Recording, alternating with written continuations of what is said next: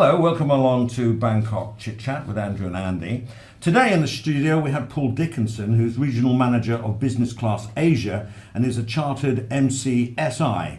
Welcome to the show. Thank you, Paul. What is MSCI? What does that stand for? MCSI is actually a member of the Chartered Institute of Securities and Investments. All right. So that sounds impressive.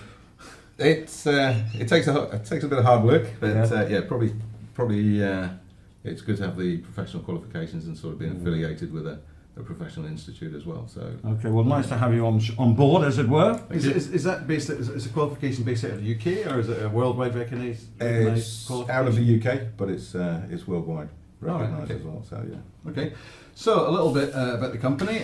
Business Class Asia provide a variety of services from wealth planning and protection, health and life insurance, corporate services like key man insurance, and setting up of corporate pensions and employee benefits.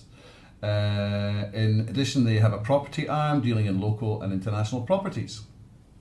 So, ask a few questions. So, how long have you been living in Thailand? I've actually been here just over 18 years. So yeah, probably one of the longest places I've ever lived. So, why did you originally come here all these years ago?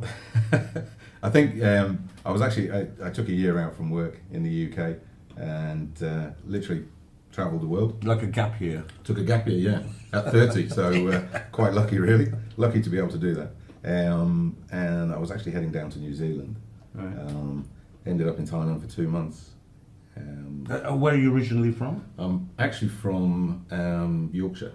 Oh, okay. Yeah, so You've lost the accent then? I have, yes. I've been away a long time. Is that because people have to understand you? You have to speak clearer, just like having a Scottish accent. Yeah? Exactly. Even the lifts don't understand us. Yeah?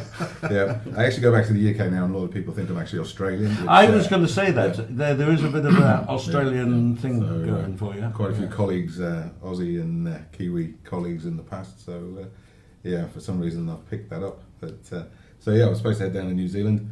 2 months in Thailand. Had a week in Kanchanaburi. Went down with malaria.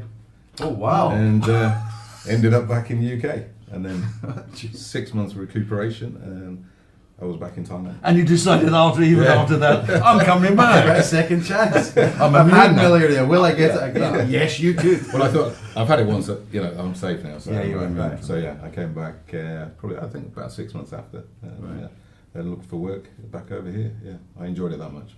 So yeah. All right. So you've been staying here. So why did you actually choose to stay here? You decided to come back to Thailand, look for work. You got a job. Yeah. And why have you stayed so long? I think when I first came over here, I think the sort of the way the UK was going, and I think there was a lot in Thailand that was similar to maybe when I was growing up in England. Respect for elders, the way of life. Okay, it's totally different, but the attitudes that people had at that time, 18 years ago, it was very welcoming. Yeah. Well, and of course the economy was it picking up by then, or was it 2000 already? 2000 was, yeah. I mean, we had they had the Asian crisis in '97, so of course by 2000 things were sort of starting to move on again. It was getting over that. So I suppose yes, it was cost effective to be here because of the exchange rate. Not now. I think back then it was around 75 baht to the pound. We're on about. Oh yeah, it was a nightmare going back to England now. And a beer was probably about 50 baht or something like that. It was it was good to be here then. Yeah. And it still is. Yeah, it's still a good place to be. Oh, that's Okay. good to hear. So within your industry, from when I take it when you came across here, you were in this in a financial Yeah. industry. Yeah? Yeah. So how has that sort of changed? Okay, 1997 was a crash. There's been a few blips in between. Yeah. Yeah. But so how has it changed? I think the industry, I think globally what we've seen probably since 2000, we had the dot-com boom and crash. Then of course we had 2007, 2008, again another crash. So we've seen a lot of regulation changes. Thailand has, to a certain extent, followed on slowly, very slowly.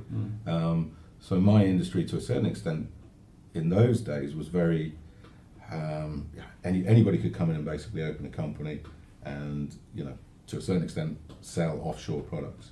Right. it was, I suppose realistically it was a grey area, and I think what we've actually seen then, because of the regulation changes, we've seen, basically the industry as a whole shrink massively. Right. So there's less advice for companies around now than there was A lot then. less. A lot less. Yeah. Do political things that are going on, political-wise, does that affect your industry or what's happening on the political scene? In my opinion, and I'm not a professional, it doesn't seem to. It's just life goes on. Life goes on. Yeah, I think life goes on. Again, it's we're sort of in an industry that's global now, rather than sort of we work in Thailand, and we're affected with what can happen in Japan or what can happen in the US. Yeah. So it's not really internal. So politically, you see changes. I think within Thailand, we've seen many changes over the 18-year period, but I think also it doesn't really have a major knock-on effect. The only part, I suppose, in my sector is we're pretty much expat focused. So we have seen basically troughs through that 18-year period where we've seen a lot of expats leaving, a lot of industry changes. Oil and gas, I suppose, to a certain extent, you've seen that sector in Thailand basically, where a lot of the overseas companies come in, a lot of expats, set up the industry, get the industries moving, and then of course eventually the Thais come in and basically take over a lot of those positions. So you see that sort of peak and trough. 2007, 2008, again, massive changes with the number of expats who were here. Do you think my impression is the number of expats in Thailand now is still reducing? Or are some people starting to say, well, not reducing, it's just people that are leaving, and other people are coming in to replace them? I think there is that. I think that is that. I think maybe some of the nationalities of the expats are changing. Is that right? Yeah. You see industry changes. Yeah. So it's like I said before, oil and gas. Again, sort of earlier on in the 2000s, you had a lot here, and again, the industry was set up. So again, certain areas of the oil and gas industry, you didn't have as many people here, and then of course we had the boom in oil. The price went up, over $100 per barrel, etc. So again, production was increased, more expats come in, but that again was in the offshore area rather than the onshore places like Maktaput, Satahip. Right.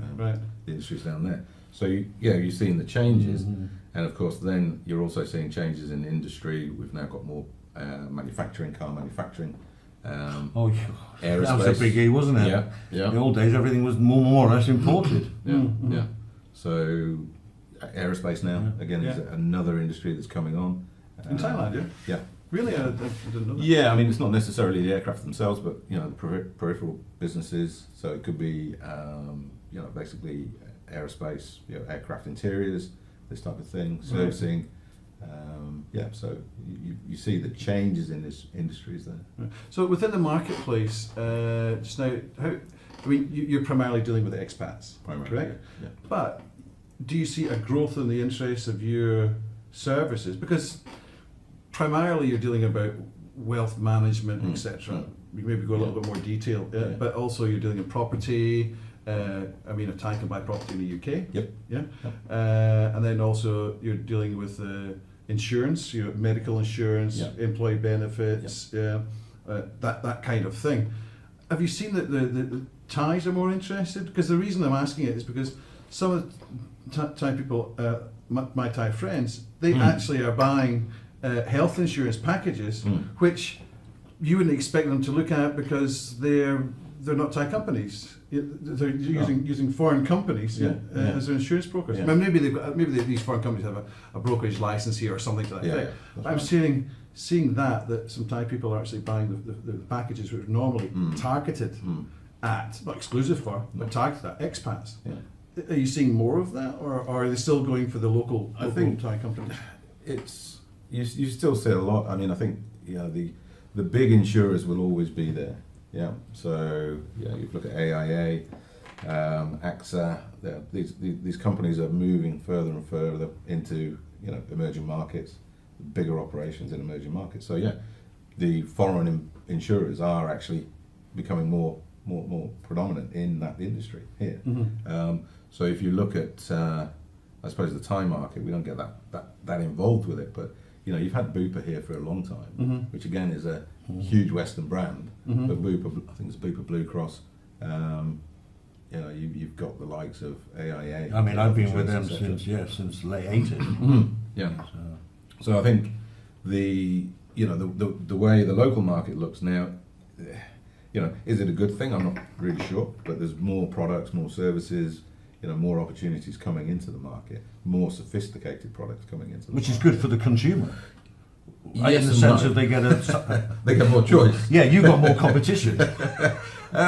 Yeah, I think, you know, I'm sort of old school in the fact that I like to keep things very simple, very clear, very transparent. And I think sometimes, you know, on the insurance side of things, okay, that's very simple. You have a policy, etc. On the investment side of things, I think sometimes, you know, there are instruments or parts of the industry where really it's not suitable for a retail investor. Right. So on that side of things, I think, you know, some things are good, but I think, you know, keeping things very simple is probably But the easiest way. in the case of medical insurance, you know, why would somebody, because we can buy either as expats, you're working, work permits, etc. Yeah. So why shouldn't we be looking at the Thai packages as opposed to, is there a big difference in price, or is it all just related to this is your coverage and it's going to cost you this amount?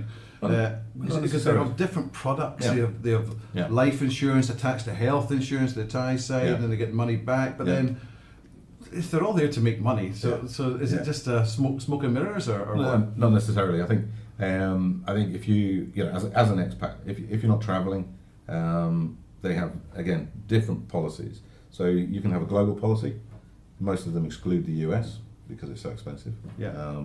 So you can have a global policy which, like I say, covers you wherever you go. So if you're back in Europe or, you know, Australia, you're covered there if anything happens to you. If you don't, you know, maybe for a semi-retired or a retired expat who predominantly spends 52 weeks of the year in Thailand, then look for a local policy. Maybe you trip over to you know, Vientiane, or you go down to Cambodia, or you go down to Singapore, then look for an Asian policy. Right. So again, it really is about what does the client need and Right, matching okay. that. So you can do that. Right. Yeah. Okay, Yeah. that's good. Now, within the, you're not a financial advisor as such. You basically help people through getting insurance and also the management of their wealth and building plans. Yeah, that's what you call life plans. Life yeah, plans, that's right. but you're not trying to sell them packages of fixed term and things like that. So No. you're different from other organisations, as I understand it. Yeah. I've also had to do some research on what they're doing. But I'm going to have to ask a question. Yeah? We all get calls. Yeah?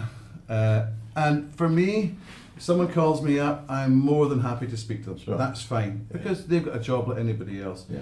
If I'm not interested in something, I'll obviously turn around and say, well, I'm not doing anything just now, so sure, you can call me back in 6 months or whatever it is. Yeah. Everyone's got a job to do. Everyone should be polite. Exactly. I've heard some people telling people to F off and all this sort of stuff. Yeah. I just think that's... Mind you, after the 20th one in one day, you know, everyone's That's never got quite as patience. much as that. But in the 2000s, But it was a lot of calls. Some of it is some sort of being upset is sometimes warranted, as you say, because it's Yeah. non-stop. And then you said to the person, they call you next week. Oh, they've got a new person's come on, they've got another list, and they're calling you again. Yeah, come on, I told you. It's like that guy selling sunglasses on the beach. You know, the first one you're super polite. Yeah. By the 20th time, you're kicking him all the way down. Go away, go away. Exactly. Unless they're selling beers. So Eventually move off the beach. So with that sort of let's say stereotype, which Yeah. is probably reputation, Sure. basically, why has it got that reputation, a negative connotation? Why is that? Yeah. Over the years, yeah, it's probably been built up. Good question. I think, you know, I think anywhere we go in the world, it's probably got that reputation. The industry's got that reputation. I know, you know, working through the CISI in the UK, yeah, we had the same issues in the UK. Right. We had the retail distribution just after, the retail distribution review just after the financial crisis in the UK, and you know, it was a case of where, you know, how can we protect retail investors or retail clients? Yeah, Right. we're not talking corporate corporate businesses. But I think, you know, there's a lot of people in the industry that basically maybe weren't qualified, go into the, you know, industry really just looking for the quick buck. Right. You know, they have a short-term plan. Not qualified, or Not necessarily not qualified. You know, I think, you know, if you look at some of the cases that came up in the UK after, you know, after the financial crisis, well, not just the UK, but globally, you know, there were people there that, you know, chasing the profit basically. Mm-hmm. You know, I think if you're in the industry, you need to go into, you know, any meeting or you know, with a retail client. As I said, we distinctly, you know, segregate types of clients. But if you go into a retail client meeting, then, you know, you're basically sitting down with somebody and you need to get the information from them to give them, you know, and work with them in their best interests. right? Whereas, you know, if you're in a position whereby, okay, does regulation stop that from happening? Not necessarily. Right. But yeah, you've had it in the past where basically people have been sold products, services, investments that weren't suitable. Right. Okay. Yeah. There's a good question here, because we've got to move on now. I'm getting signals from the producer saying that we've got to running out of time soon. With Brexit looming and the confusion in the markets that's going to bring, what would you advise people should do with their money? I think again, you've got to look at your time frame. You know, we will always have, you know, these sort of dips within the market, and we will always have, you know, people call it a financial crisis. But I think, you know, you've got to look at the time frame. I think if you're looking as a new investor now, or you have new money now, then I think, you know, Ray Dalio from Bridgewater is probably one of the guys that I follow the most, and again, one of the most successful investors out there at the moment. You know, is hold. You know, I think basically Really? the markets as they Have are. it where you, like in a bank at very low interest. Liquid, yeah, keep it liquid, low interest, and yeah, I think we're in the, you know, as I said, Ray Dalio, the way he puts that across is, you know, we're probably 12 to 18 months out from the end of this current cycle, this current financial cycle. So yeah. What about the local side, local investment? What should people be doing with their money? Yeah. Locally, I think at the moment it's probably the same. You know, we've got the election coming up here pretty soon. Yeah, it's been pushed out a few times now. Where should they put their money? I mean, I know the LTFs, RTFs, the LTF is long-term managed funds, RTF is retirement managed funds. Yeah. So, as I understand it, LTF, if you're not looking to retire very soon, go to the LTF because you can cash it in after, I think it's 7 years. Yeah. RTF, you can cash it in when you're 55. Yeah. So you will get the return, but the big benefit is, as I understand it, correct me if I'm wrong, is that you get 10% of that investment amount back as a tax rebate. Yeah. So it's like a 10% interest for that period. So if you take that across 5 years, you're talking about 2%, across a 5-year period. Yeah. So you're getting that guaranteed straight away. It's not dependent on the markets, but also you will get dividends from certain ones. So yeah. So And of course, that is your capital could change Yeah. in that. Yeah. So is there anything like these things? Anything else they should be looking at? I think if you Life know, insurance as well. life insurance, you can get your tax breaks as well. I mean, you know, we look at the whole structure. So yeah, retirement, have your retirement plan in place. Yeah, get that in place as soon as you can. Right. Because it's basically cheaper if you start early. Yeah. And of course, protection, life insurance. Yes, we don't know what's going to happen. You know, these things basically, having that plan in place. If you have a family, life insurance is a must. If you're long-term expat, then you should look at the local products because of the tax breaks that are available. Right. You know, if you're here, you know, maybe on a 2 or 3 year contract, then yeah, maybe they're not suitable. Yeah, you may be moving on to another country in 2 or 3 years. And then, of course, you want to look at something that's tax efficient and can protect you while you're moving around globally. Right. Okay. So yeah, there are structures out there that we can put in place for that. Okay. Just you're also into international property. You also deal local property. Yeah. Yeah, we have a company that actually does local buy and sell rents. So yeah. We hear all these people investment in the UK. Yeah. Yeah. What about the investing in the UK is the right time? Because there's predictions that with Brexit, what could happen is that the prices, maybe aimed at London, are going to drop. Yeah. Yeah. So are you going into negative equity? London's already dropping, and again, I think with what's happening, it's very difficult basically to see where property prices will go at the moment. But coming back to investing, why are you investing? Are you looking for the quick capital gain, or are you looking for the income? So if you're looking for a yield off the off the property, then yes, that's still the way to go. There's still opportunities there in the UK. There's probably still opportunities globally in certain cities. But as I said, it comes down to why are you investing? What are you looking for? Are you looking for that quick capital gain? Probably not a good time at the moment. If you're looking for long-term capital gains, yes, property is still a solid investment, still a solid asset. But again, people look at property for different reasons. Look at the yield. Yields in London, very low. If you look at the UK, probably Manchester, Birmingham, a lot better yields, 5, 6, 7%, this type of thing. So, yeah. Right. Well, we've got a lot of time, but just am I correct in saying this? When looking at international property, I was told that you should look at a place for property which has a football field, which has a university, yeah, and all these things that attract people, especially if you're looking at student property. Sure. Is that a yes or a no? No, I'd say yes, definitely. Right. Yeah. Okay. Yeah. Okay. So, Well, that's it. First of all, thank you very much for this. Nice Thank to you. have you. Yes. Good to meet you guys. I learned a load. Thank you very much. Yeah. We've got another show coming up on the 13th, so don't forget to subscribe to the channel at the end of this video. Like and share on YouTube and Facebook would be great. Thanks for tuning in to Chit Chat. That's it from me. and that's it from me, and that's it from him. Yeah. Thanks very much. See you next time.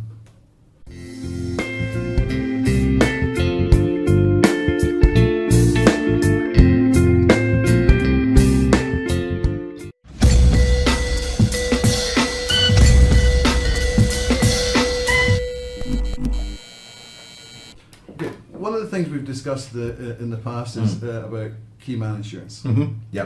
And I find this quite a fascinating little subject. Yeah. Sure.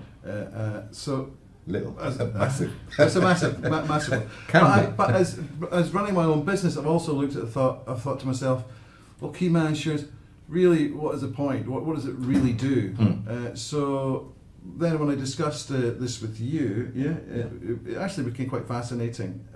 So maybe you can explain a little about your key man insurance. Okay, I think there's probably different levels of key man insurance and different reasons why companies use key man insurance.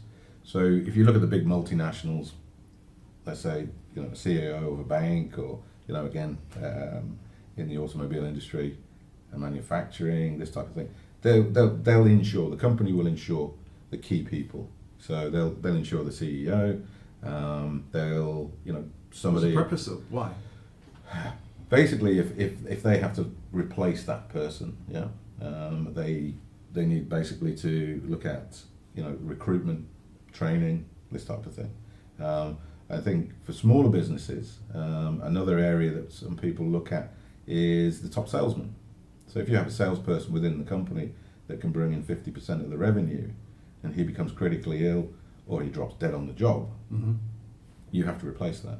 Right. So that takes time. So you can then basically look at insuring his revenue. Yeah. Revenue he's bringing in. Yeah. So you can insure against that happening. So it can be 3 times, 4 times, it could be 5 years, income that you can insure against. Again, it depends how far the company wants to go. The money he's actually earning. So if he brings in $1 million baht a month, you could be saying, well, I want that money $1 million baht a month. Yeah. So I want to insure this salesperson for the income, and let's say 3 years income, right? That's probably outside the sort of limits that you would go, but as an example. So that could be 12 million baht a year income that guy brings in for the company. It's 50% of the revenue. So if you lose him, you've either got the sales guys who are still with the company, then having to go to that salesman's clients and then basically build a relationship again. Sometimes some of that falls off.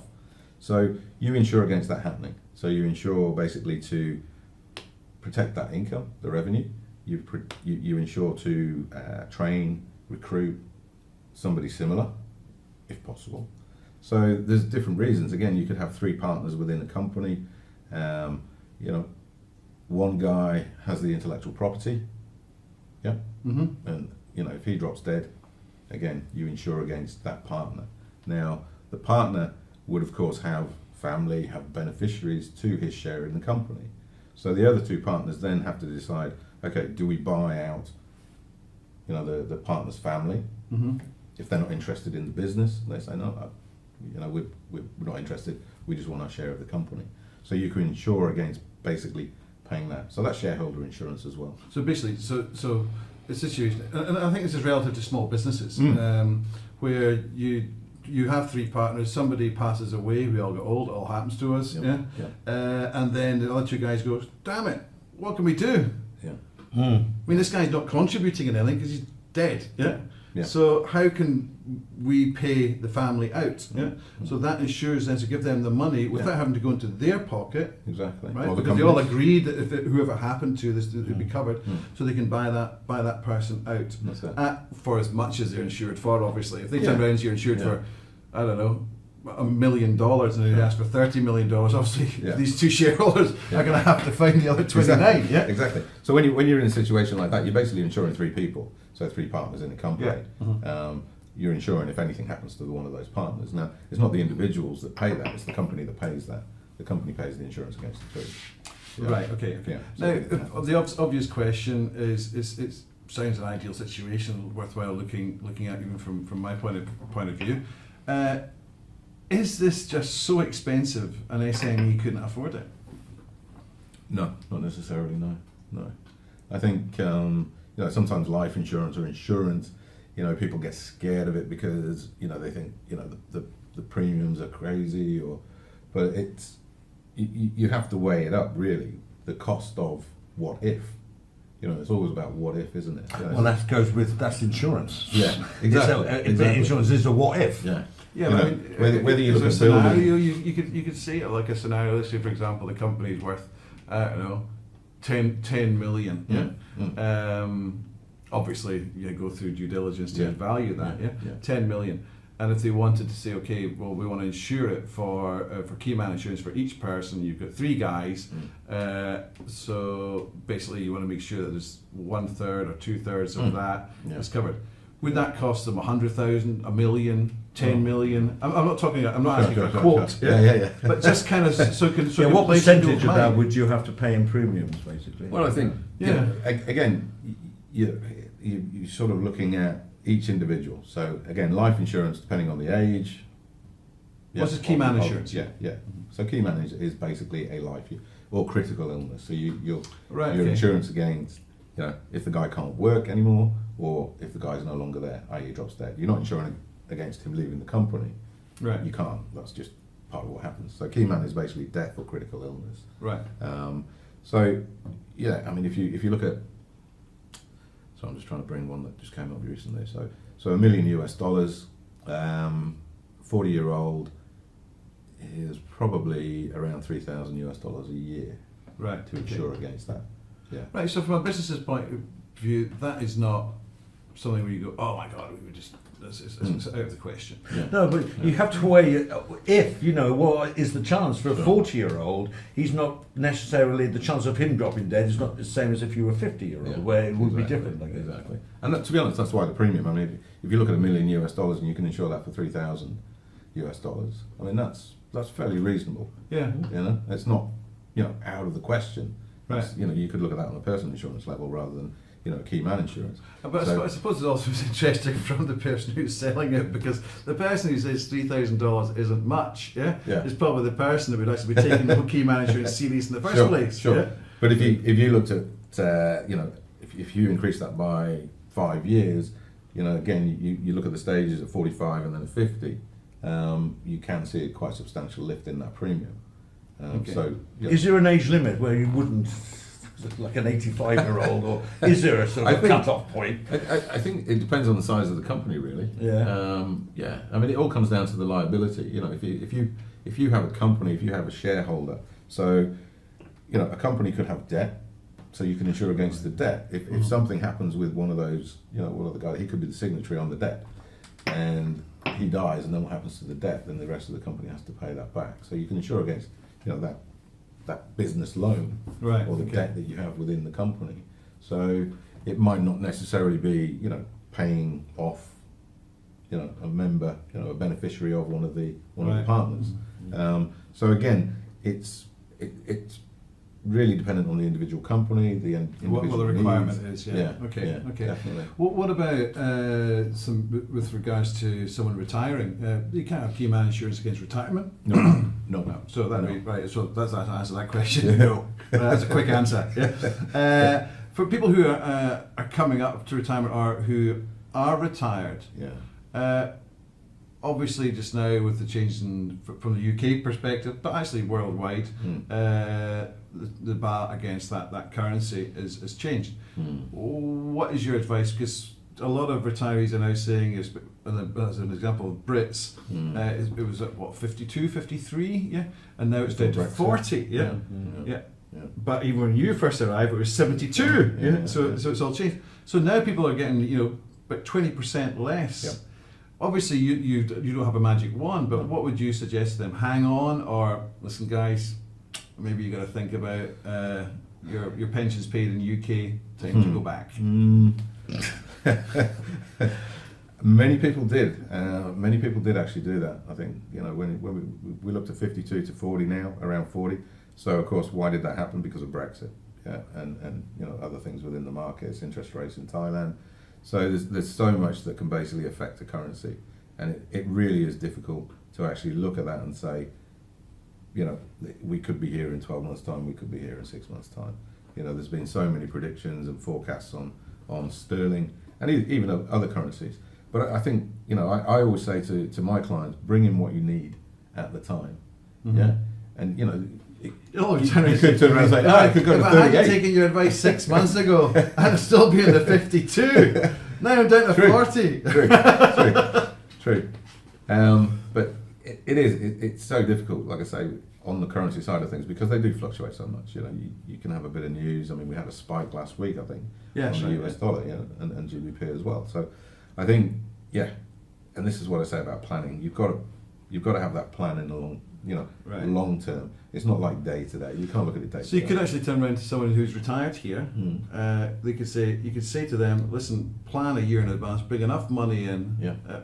When you say bring enough money in for what? Spending? For your living expense. Living expense. Any extra, okay, you can bring in when you want, but maybe you plan a year at this rate and accept that, because if it changes, because it is very volatile.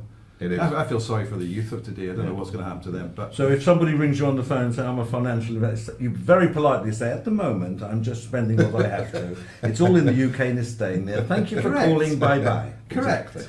Yeah. Absolutely. Like that's going to Absolutely. Okay, so just a last question. Back to the medical packages. Yeah. When somebody's looking at a medical package, what should they be looking for as key indicators that it's good or bad?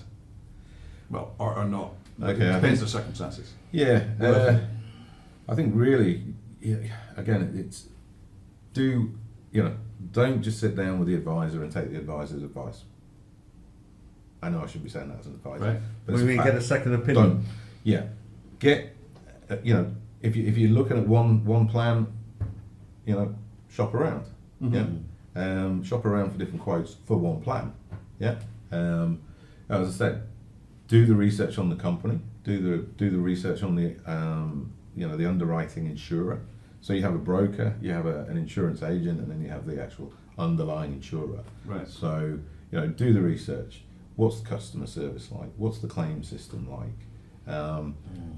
Okay, we've got that knowledge, and I can sit there and say, okay, this is great, but just do it yourself. I mean, that's as well. why a lot of people go for the big names, because they literally don't have to do all that, because they, there's not a big name out there that's going to rip you off. AIA, Boop. Well, no, not AIA, or Boop, but that's why I went for AI, because I couldn't be bothered not to shop around. It was just too much.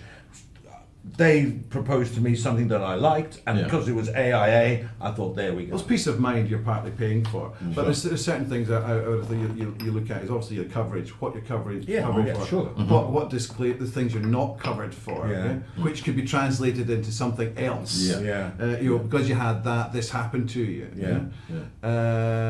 and also things like age, because a lot of the packages will stop insuring at 60. But if you to go for a new insurance company, then you're going to be probably charged a premium because you know history with them. Yeah, there are companies Is that do correct? Yeah. Exactly. Yeah. Yeah. Some go up to 60, some go up to 65, and then they'll say, right, that's it. We can't insure you anymore. There are firms out there that will actually take you on until until I've seen them advertise, these people, are They you are 70? Do you think it's all, you can't do it? It's all depressing, miserable stuff. Well, we Exactly, can. yeah. It doesn't say how much for, though. That's right. I think, here, living in Thailand, do you need inpatient and outpatient? I'm always just for the in. Yeah. Yeah, so the flu and the big bag of tablets they get, I have to pay for. But I don't mind that. No. I'm looking for the biggies, to be honest. Triple bypass. Yeah, things that make you bankrupt. Exactly. That's why you insure, yeah? Yeah, why you that's insure. right. I think, if you're a family, that might be slightly different. If you're a family of 5, parents, 3 kids maybe, then, you might be regularly at the doctors with the outpatients. Yeah. True. That might be worth looking at as a family. If you're an individual or a couple, then, take the outpatient costs. Just look at the inpatient, and then you can even look at the excess as well. Well, that's what I was going to say, because looking at, I know you can get up to, let's say, I was quoted for something like 50,000 excess, and I get a 20% discount. Yeah. And when you say 50, the 50,000, what it is not a 50,000 on per item. It's a build up. So if I pay the first 50,000 on one operation I've had, that's me covered. They'll cover everything else after that. Yeah. It's not on individual item, which I did not know. Through my ignorance. That's your annual excess, basically. Your annual, So so you can go to, some insurers have limits on that. They'll say, okay, you can only have up to this much. Some will say, take what you want. Yeah. So if you want 50,000, you can go for 50,000.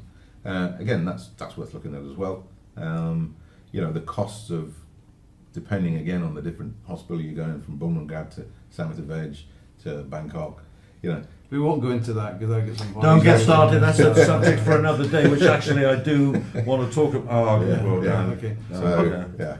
Okay, probably that's but that was the second part, extended version of the first interview. So I'll pass across to. Well, I'm going to say that was the extended version. So thanks for watching. A good interview. Thank you very much, Paul. Paul Dickinson, Regional Manager of Business Class Asia. Just stay tuned for more on Bangkok ChitChat. We'll see you next time. Bye bye now. Bye bye.